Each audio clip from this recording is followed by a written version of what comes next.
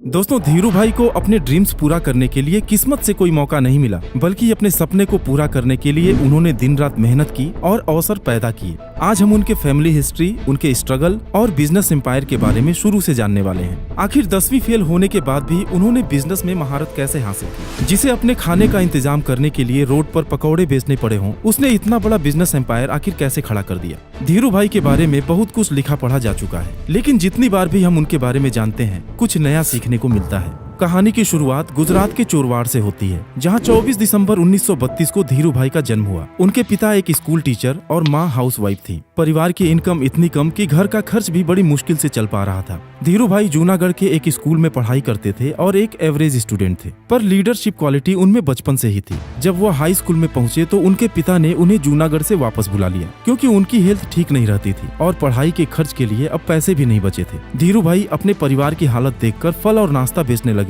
जिससे कि घर का खर्च चल जाए, लेकिन इस काम में कुछ खास फायदा नहीं था। फिर वह गांव के पास ही एक धार्मिक और टूरिस्ट प्लेस में पकौड़े बेचने का काम शुरू कर दिए, लेकिन यह काम भी आने जाने वाले टूरिस्ट पर ही डिपेंड करता था। फाइनेंशियल कंडीशंस और बिगड़ती चली गई। अब उनके पास रमणीक भाई के पास विदेश जाने के अलावा कोई रास्ता नहीं बचा। दरअसल रमणीक भाई उनके बड़े भाई थे और खाड़ी देश यमन के एडन में कोई छोटी मोटी नौकरी करते थे। 17 साल की उम्र में धीरू भाई एडन चले गए, जो कि उस समय लंदन के बाद दूसरा सबसे बिजी पोर्ट था। शुरुआत में वह 300 रुपए महीने पर एक पेट्रोल पंप पर काम किए और फिर बेसी एंड कंपनी नाम की एक ट्रेडिंग कंपनी में क्लर्क की नौकरी करने लगे। धीरू भाई को वहां काम करके मजा आ रहा था, क्योंकि बिजनेस और ट्रेड के बारे में उन्हें बहुत कुछ सीखने को मिल रहा था। और आप उनके कुछ नया सीखने के जुनून को इस बात से समझ सकते हैं कि धीरू भाई अपने कैंटीन के 25 पैसे की चाय छोड़कर पास के एक अच्छे रेस्टोरेंट में 1 रुपए की चाय पीने जाते थे, जिससे कि वह उस रेस्टोरेंट में आने जाने वाले बड़े बड़े बिजनेसमैन की बातें सुन सके और बिजनेस की बारीकियों को समझ सके। और इस तरह उन्होंने अपने सपने को पूरा करने के लिए अपने तरीके से बिजनेस की शिक्षा हासिल की और इतना लगन से काम किया कि सिर्फ 2 सालों में ही उन्हें मैनेजर बना दिया गया। अब चूंकि वो कमोडिटी ट्रेडिंग में काम करते थे, इसलिए उन्हें देश विदेश के लोगों से इंटरेक्ट होना पड़ता था। खाली समय में इंग्लिश की बुक्स और मैगजीन्स वगैरह पढ़कर अपनी लैंग्वेज इंप्रूव करने की कोशिश करते रहते थे। धीरू भाई को ट्रेडिंग में इंटरेस्ट आने लगा, लेकिन इसके लिए फंडामेंटल्स की जानकारी जरूरी थी, इसलिए पास के ही एक गुजराती ट्रेडिंग हाउस में वह फ्री में काम करने लगे। दिन भर अपने ऑफिस में क्लर्क की नौकरी करते थे और ऑफिस के बाद उस गुजराती फर्म में काम करते थे। कुछ ही टाइम में वह ट्रेडिंग का सीक्रेट पूरी तरह से सीख गए। धीरू भाई लोगों के संपर्क में रहते थे और न्यूज़पेपर्स, मैगजीन्स वगैरह से बाजार के बारे में भी अच्छी जानकारी रखने लगे थे। अब नॉलेज भी था, एक्सपीरियंस भी था, बस कमी थी कुछ पैसों की, जिससे खुद की ट्रेडिंग की जा सके। और इसके लिए वह कुछ व्यापारियों से मिलकर उनसे इस शर्त पर पैसे उधार लेते हैं कि नुकसान होने पर भी पूरे पैसे वापस करेंगे। और उनका अनुमान इतना सटीक था कि वह जिस कमोडिटी में भी पैसे लगाते थे, उसमें मोटा मुनाफा होता था। लोग इसे सट्टेबाजी कहते थे, लेकिन धीरू भाई का मानना था कि ये उनके सालों की मेहनत और कैलकुलेटेड रिस्क का नतीजा था। उनका दिमाग हमेशा धंधे के बारे में सोचता था। वह पैसा कमाने का कोई भी मौका छोड़ना नहीं चाहते थे। एक बार तो उन्होंने ऑब्जर्व किया कि यमन के सिक्कों में इस्तेमाल की गई चांदी की कीमत सिक्कों से ज्यादा थी।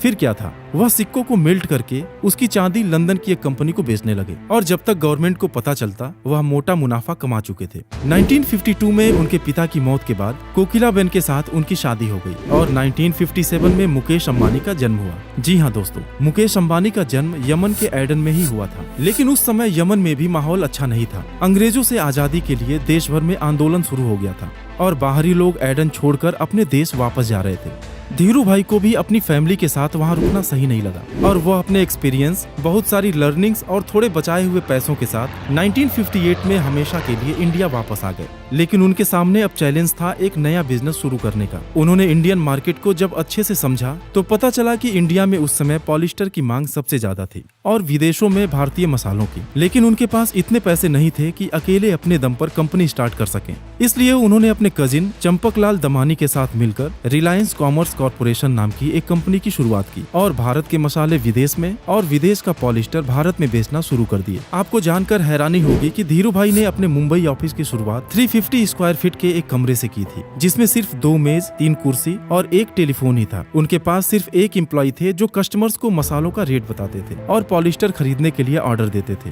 4 जून 1959 को धीरू भाई के दूसरे बेटे अनिल अंबानी का जन्म हुआ। धीरू भाई का बिजनेस अब स्टैब्लिश हो गया था और अब समय आ गया था तेजी से आगे बढ़ने का। वह रिस्क लेना चाहते थे, आसमान को छूना चाहते थे, लेकिन उनके पार्टनर रिस्क फ्री और सेफ बिजनेस के फेवर में थे। फिर क्या, धीरू भाई को रुकना नहीं था। उन्होंने पार्टनरशिप ब्रेक कर दिया और पैसों के इंतजाम के लिए एक बार फिर मार्केट गए और इस शर्त पर पैसा उठाया कि अगर नुकसान हुआ तो सिर्फ मैं भुगतूंगा और प्रॉफिट हुआ तो बांट लेंगे। मार्केट में उनकी क्रेडिबिलिटी काफी अच्छी थी, लोग पैसा लगाने लगे और जब लोगों को धीरू भाई प्रॉफिट के साथ साथ बोनस भी देने लगे तो भरोसा और भी ज्यादा बढ़ गया। जैसे जैसे बिजनेस आगे बढ़ा, वह अपने भाइयों, दोस्तों और एडन में साथ में काम किए लोगों को भी अपने साथ जोड़ने लगे। अभी तक उनका टेक्सटाइल बिजनेस इंपोर्ट पर ही निर्भर था, लेकिन 1966 में उन्होंने अहमदाबाद में एक टेक्सटाइल मिल की शुरुआत की और खुद का प्रोडक्शन करने लगे। लेकिन सब कुछ इतना आसान नहीं था, क्योंकि पहले से एस्टैब्लिश कुछ ब्रांड्स टेक्सटाइल मार्केट पर कब्जा जमाए बैठे थे और रिटेलर्स एक नए ब्रांड पर आखिर भरोसा भी कैसे करें। तब धीरू भाई अपनी कार में कपड़ा रखकर रिटेल शॉप्स पर जाने लगे और उनको कपड़े देकर रिक्वेस्ट करने लगे कि आप माल रख लीजिए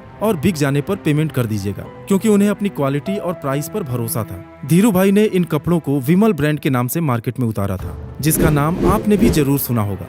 विमल के एग्रेसिव कैंपेन ओनली विमल ने पूरे इंडिया में धूम मचा दिया। दरअसल विमल नाम रखने के पीछे भी एक वजह थी। विमल उनके बड़े भाई रमणीक लाल के बेटे का नाम था, जिन्होंने एडन में उनकी नौकरी लगवाई थी। धीरू भाई अपने परिवार के साथ मुंबई के भुलेश्वर इलाके में एक छोटे से अपार्टमेंट में रहते थे। धीरे धीरे बिजनेस ग्रो होता रहा और 1973 में उन्होंने अपने बिजनेस को माई नाइलॉन लिमिटेड के नाम से रजिस्टर करा दिया। धीरू भाई अब अपने बिजनेस का विस्तार अलग अलग फील्ड्स में भी करना चाहते थे, इसलिए उन्होंने कपड़ों के बिजनेस को रिलायंस टेक्सटाइल इंडस्ट्रीज के नाम से अलग कर दिया। अब काम इतना बढ़ गया कि उन्होंने अपने बड़े बेटे मुकेश अंबानी को बीच में ही पढ़ाई छुड़ाकर स्टैनफोर्ड यूनिवर्सिटी से वापस बुला लिया। बाद में अनिल अंबानी भी फैमिली बिजनेस को ज्वाइन किए और इंटरनेशनल बिजनेस पर ध्यान देने लगे। 1985 में टेक्सटाइल बिजनेस का ही नाम बदलकर रिलायंस इंडस्ट्रीज कर दिया गया और अब रिलायंस टेक्सटाइल के अलावा petrochemical, oil refinery, telecom, entertainment और फाइनेंस सेक्टर्स में भी काम करने लगा। और फिर आया साल 2001, जब रिलायंस इंडस्ट्रीज इंडिया का सबसे बड़ा ग्रुप बनकर सामने आया, जिसका रेवेन्यू 60,000 करोड़ को भी पार कर गया। रिलायंस ग्रुप को बुलंदियों पर पहुंचाने के सिर्फ एक साल बाद ही जुलाई 2002 में एक मेजर हार्ट अटैक की वजह से धीरू भाई अंबानी की मौत हो गई और बिजनेस का पूरा दारोमदार उनके दोनों बेटों मुकेश अंबानी और अनिल अंबानी के कंधों पर आ गई। तो धीरू भाई अंबानी मुनाफे पर ज्यादा ध्यान न देकर अच्छी क्वालिटी के साथ ज्यादा लोगों तक पहुंचना चाहते थे, जो आज भी रिलायंस के बिजनेस कल्चर में साफ दिखता है। अपने दौर के कारोबारियों में धीरू भाई सबसे बड़े खिलाड़ी थे, जो लाइसेंस राज में भी अपना काम बड़ी आसानी से निकाल लेते थे। उनके ऊपर कई तरह के आरोप भी लगे कि वह अपने प्रभाव का इस्तेमाल करके या फिर गलत तरीके से अपना काम निकाल लेते हैं। लेकिन धीरू भाई का मानना था कि अगर दुनिया में हमें बड़ा आदमी बनना है तो हमें 3 चीजों की जरूरत है: पैसा, इन्फ्लुएंस और पावर। और इसीलिए वह अपने काम को किसी भी तरीके से कराने में विश्वास रखते थे। धीरू भाई ने सिर्फ हमें सपने देखना ही नहीं सिखाया, बल्कि उसे पूरा करने का रास्ता भी दिखाया। दोस्तों, रिलायंस ग्रुप की आगे की कहानी हम नेक्स्ट वीडियो में जानेंगे। अगर वीडियो अच्छी लगी हो तो लाइक जरूर करिएगा। Thanks for watching.